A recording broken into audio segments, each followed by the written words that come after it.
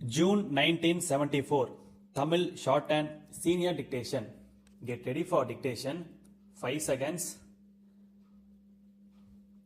Start. ஏழையின் சிரிப்பில் இறைவனை காண்போம் என்ற பேரறிஞர் அண்ணா அவர்களின் மொழிக்கேற்ப அவர்களால் உருவாக்கப்பட்டது இந்த அரசு. அவர் மறைந்த பிறகும் அவர் வழி நின்று தொண்டாற்றுவோம் என்று இந்த அரசின் சார்பில் அறிவித்து நாங்கள் தொடர்ந்து பணியாற்றி வருகிறோம்.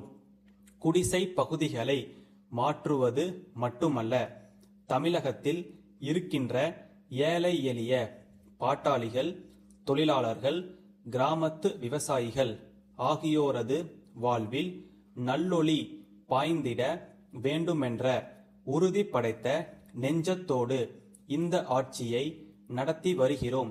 குடிசை வாழ் மக்களை நல்ல வீடுகளில் குடியமர்த்த வேண்டும் என்கிற அதே நேரத்தில் இறந்து வாழ்கின்ற மக்களுக்கு, பிச்சை எடுத்து வாழ்கின்ற மக்களுக்கு நல்வாழ்வளிக்கும் திட்டத்தை இந்தியாவிலேயே வேறு எந்த மாநிலத்திலும் அறிமுகப்படுத்தாத திட்டத்தை நாங்கள் அறிமுகப்படுத்தி நடத்தி வருகிறோம். சென்னை நகரில் தீராத பிரச்சனையாக இருந்து வந்தது குடிசை வாழ் மக்களுக்கு நல்ல வீடுகள் தர வேண்டுமென்ற பிரச்சனையேயாகும். பல்வேறு மாநிலங்களில், டில்லி போன்ற இடங்களில் குடிசைகளை மாற்றி இருக்கிறார்கள். ஆனால் அங்கே வாழ்ந்த மக்களை பற்றி அவர்கள் கவலைப்படவில்லை. குடிசை பகுதிகளால் நகரத்தின் அழகு குறைகிறதே, நகரத்தின் எழில் குறைகிறதே.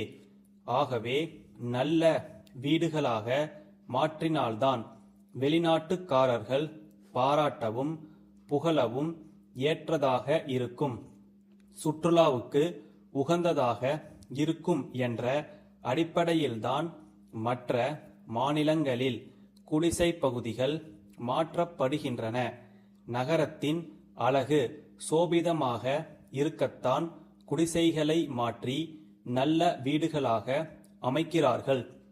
அப்படிப்பட்ட வீடுகளில் குடியேற வருகிறவர்கள் லட்சாதிபதிகளாகவோ தொழிலதிபர்களாகவோ இருக்கலாம். குடிசைகள் மாற்றப்படுவதன் மூலம் இருக்கின்ற கோரம் போக்கப்பட வேண்டும், அலங்கோலம் மாற்றப்பட வேண்டும், அழகு மிளிர வேண்டுமென்ற அடிப்படையில் அவர்கள் பிரச்சனைகள் முடிகின்றன. ஆனால் தமிழக அரசு ஏற்படுத்தி இருக்கின்ற இந்த வாரியம் குடிசை பகுதிகளை மட்டும் மாற்ற வேண்டுமென்று கருதவில்லை, அங்கு இருக்கின்ற மக்கள் வாழ்வையே மாற்ற வேண்டுமென்று கருதுகிறது. அந்த பகுதிகளில் யார் யார் வாழ்ந்தார்களோ அதே நபர்கள் மாற்றப்பட்ட இடத்தில் வாழும் உரிமையை செய்து அளிக்கும் அரசு இந்தியாவிலேயே தமிழக அரசுதான். நமது லட்சியமே குடிசையில் வாழ்கின்ற மக்களை அதே இடத்தில் கட்டப்படும் மாடி வீடுகளில் குடியமர்த்த வேண்டும் என்பதுதான். குடிசையில் வாழ்கின்ற மக்களை வேறு இடங்களுக்கு செல்லும்படி சொல்லும்போது அவர்களுக்கு வீட்டு வசதி செய்து தருவது மட்டுமல்ல, தொழில் வசதியையும் பார்க்க வேண்டும்.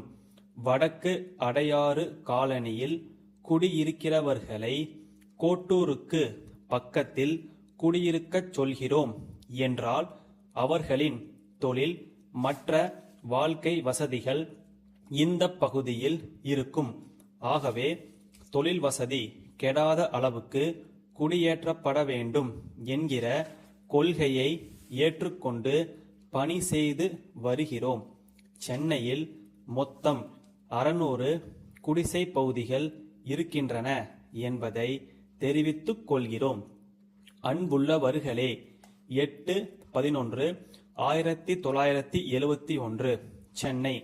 அமெரிக்க அரசாங்கத்தின் அழைப்பினை ஏற்று 3 கிழமைகள் அந்த நாட்டில் சுற்றுப்பயணம் நடத்திட உங்கள் இதய வாழ்த்துக்களுடன் புறப்படுகிறேன்.